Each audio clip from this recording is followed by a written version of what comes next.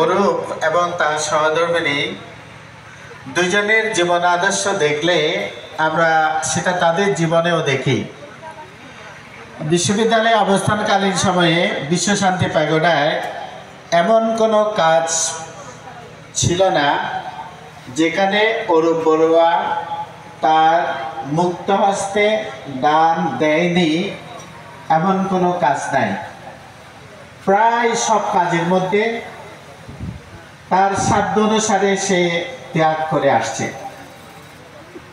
অরূপ যখন বিশ্ববিদ্যালয়ে আসে, সাথে সুদীপ্তা বড়ুয়া, জগৎজ্যোতি বড়ুয়া, শাসনানন্দ বড়ুয়া, ওরা যখন চারজন একসাথে বিশ্ববিদ্যালয়ে আমার যখন চেয়ারম্যানশিপ ছিল, তখন এই চারজন বিশ্ববিদ্যালয়ের শিক্ষক হিসেবে নিয়োগপ্রাপ্ত হয়। অরূপকে বিশ্ববিদ্যালয়ে আসার পরদিন থেকে তার জীবন আদর্শ যেভাবে আমি দেখেছি, তার পিতামাতার কথা আমি ভাবতে বাধ্য হয়েছি।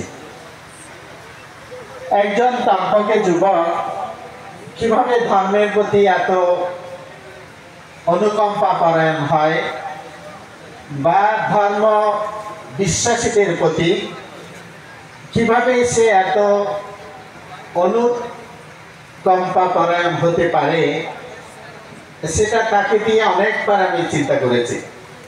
এবং তার বাবার সাথে যখন দেখা হয়, তখন সেটা আমার কাছে পরিষ্কার হয়েছে। বাবা যেহেতু ধর্মকে নিয়ে অত্যন্ত সম্মান শ্রদ্ধা করত এবং অনুশীলন করত, সাথে সাথে তার সেই সমস্ত কিছু ছেলের কাছে খুঁজে পেয়েছিলাম। পরিমল বড়ুয়া যতদিন বেঁচে ছিল, আমার চোখে যতদিন পড়েছে, তাকে সুন্দর সৎ জীবন যাপন করতে দেখেছি।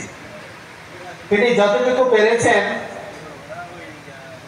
কারো সাথে কোনো সময় খারাপ কিছু বলার সুযোগ তার ছিল না, এবং তিনি সেটা করেননি।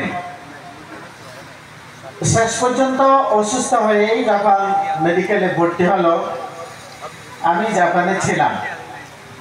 আসার পরদিন আমার বাংলা বিভাগের প্রাক্তন চেয়ারম্যান প্রফেসর ডক্টর শফিউল আজম ডালিম, উনি আমাকে বললেন, চলেন একবার অরূপের বাবাকে দেখতে যাই। আমরা দুজনেই গিয়েছিলাম।